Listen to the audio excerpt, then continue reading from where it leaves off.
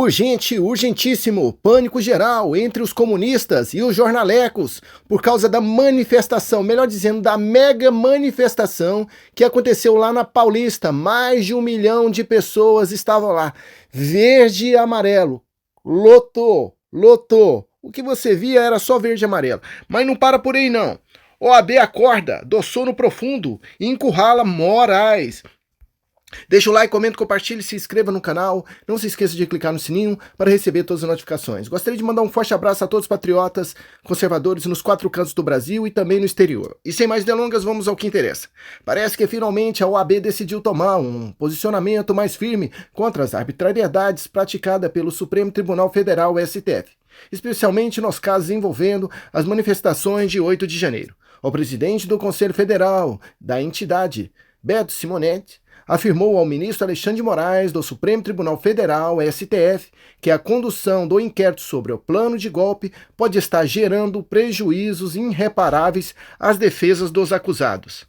A Polícia Federal e a Procuradoria-Geral da República, PGR, teria obtido acesso à totalidade dos elementos da investigação, enquanto a defesa foram disponibilizados apenas frações devidamente escolhidas pela PGR, que tornaram a intervenção da OAB obrigatória para assegurar o pleno exercício de atividades profissionais sob pena de comprometer a integridade do processo legal, a busca pela verdade e efetividade da justiça.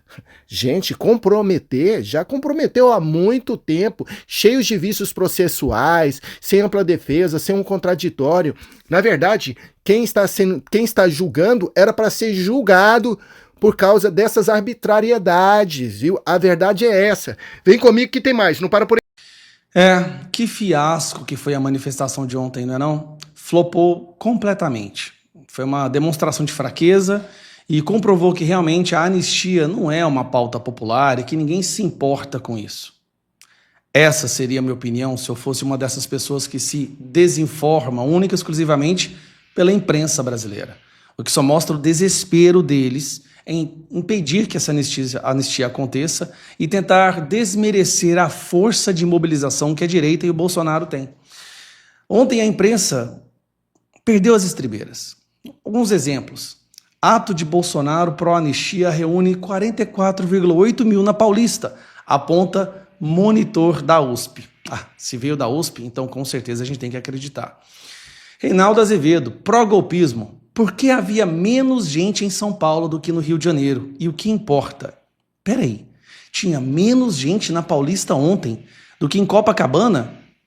Esse aí foi corajoso.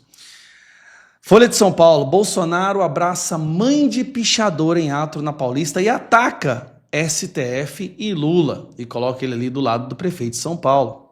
Guga Noblar, ferrou. No ato do Bolsonaro, o governador de Mato Grosso, Mauro Mendes, fez a mãozinha para cima, num gesto que pode lembrar aquele do ditador alemão, aquele de Musk. Já está viralizando nas redes e começou a discussão. Ele tentando fabricar uma viralização, falando que já estava viralizado. E aqui, o Mauro Mendes, do Mato Grosso, levantando a mão para dar tchau, para dar um oi, para acenar para a galera. Isso aí já virou saudação nazista. Bom, esse desespero todo dessas pessoas, isso tem que ser dito, é porque Bolsonaro, há não muito tempo atrás, era aquele deputado que falava sozinho no parlamento, que era humilhado, zombado, ignorado, rechaçado por boa parte, inclusive considerado um deputado de baixo clero. E esse deputado de baixo clero, que toda a imprensa e todo o sistema de militância brasileiro se esforçou como nunca para tentar destruir sua reputação, consegue fazer isso aqui. De novo, aquele que estava sempre sozinho, hoje consegue levar milhões e milhões de pessoas num domingo para qualquer lugar do Brasil que ele fizer uma convocação. E aí a imprensa quer que você acredite que nesse dia, aqui na Avenida Paulista, haviam apenas 44 mil pessoas. Uma Paulista quase que completamente lotada, tinha apenas 44 mil pessoas. Por que esse esforço descomunal? Para que brigar com as imagens? Para que brigar com os vídeos? Por que essa insistência em subestimar a inteligência das pessoas? Tinha até um pichuleco, dessa vez é um ovo, como vocês podem ver, vestido de toga, com uma coroa, escrito Supremo Tirano Federal, fora Moraes. Esse pichuleque aí devia ter aproximadamente uns 10 metros de altura, eu acredito, um pouco mais talvez. E aqui, apenas robôs, como vocês podem ver, não eram seres humanos, eram apenas robôs que estavam ali. Interessante é que todos foram de graça. E aqui uma imagem do Space Liberdade, né, que passa pelo trajeto da Avenida Paulista, mostrando como estava a manifestação. Esses eram, de acordo com todos eles ali, né, com a imprensa, as 44 mil pessoas. E lembrando, eram 2 núcleos de pessoas que estavam lá, tá? Essas pessoas em torno do caminhão e mais na frente um pouco, lá atrás, mais um outro grupo de pessoas que estavam em frente a um telão. Ou seja, muito mais pessoas do que eles gostariam de admitir. Bom, aqui para mim foi um dos melhores trechos da manifestação de ontem. Para mim, eu como fui professor de inglês durante 20 e tantos anos, eu adorei esse trecho, que é o Bolsonaro mandando um recado em inglês para o mundo inteiro ouvir. Vamos ouvir. Popcorn and ice cream sellers sentenced for coup d'etat em Brasil. Pipoqueiro e vendedores de sorvete condenados por golpe de Estado no Brasil. Isso aqui para mim foi o auge da manifestação, essa parte. Bolsonaro lendo inglês, para mim foi uma das partes que eu mais gostei. E aqui tem mais imagens da manifestação, que eles alegam que tinha apenas 44 mil pessoas. Aí eu pergunto, por que essa insistência em brigar com as imagens? Porque eles estão colocando todas as fichas para impedir que essa anistia seja pautada. E eu disse, porque ela é uma vitória que vai muito além de acabar com o sofrimento e acabar com essa injustiça que está sendo cometida contra centenas de famílias brasileiras. Milhares, na verdade, porque não estamos falando só dos condenados, tem aqueles que não foram condenados ainda, aqueles que tiveram que fugir do Brasil. Essa anistia seria o primeiro passo para resgatar a normalidade jurídica no nosso país. Seria o primeiro passo para desmoralizar essa ditadura da toga que se instaurou na nossa nação. Esse seria o primeiro passo que daria, sim, uma luz ao fim do túnel. E estamos próximos a fazer com que esse passo dê certo. Então nós temos que, primeiro, conseguir as assinaturas do requerimento de urgência. Fale com os deputados do seu estado.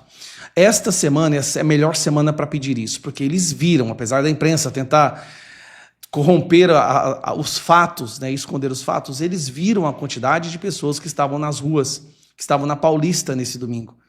E foi sensacional. Ali tinha mais de 200, talvez 300 mil pessoas, por uma pauta específica, a anistia. Desfazer essa tremenda crueldade, essa injustiça contra pessoas inocentes por uma manifestação que saiu do controle. Se essa mesma régua for ser usada com as manifestações da esquerda, em breve não sobraria nenhum militante da esquerda nas ruas, porque eles sim quebram, depredam, violentam, destroem, mas do lado de lá é democracia. Bom, por mais que eles tentem esconder, Lindbergh falando que foi um fiasco, nós sabemos a verdade. Foi um tremendo sucesso. Lembrando, o líder que convocou essa manifestação é réu para ser preso, é condenado constantemente pela imprensa, é perseguido, não pode falar, pode ser preso a qualquer momento e mesmo assim a população brasileira prefere estar do lado dele do que daqueles que se dizem os salvadores da democracia. Um abraço. Um abraço a todos, patriotas, e até o próximo vídeo.